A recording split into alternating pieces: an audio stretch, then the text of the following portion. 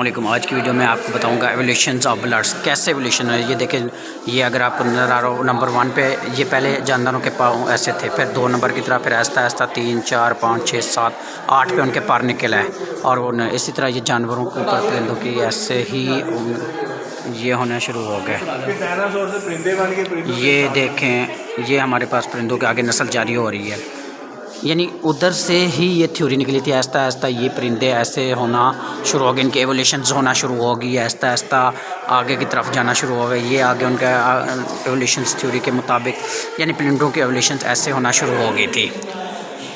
आपको अगर नज़र ये देखें, ये नीचे कुछ परिंदे ज़मीन पर रहने लग गए और कुछ हवा में उड़ने लग गए।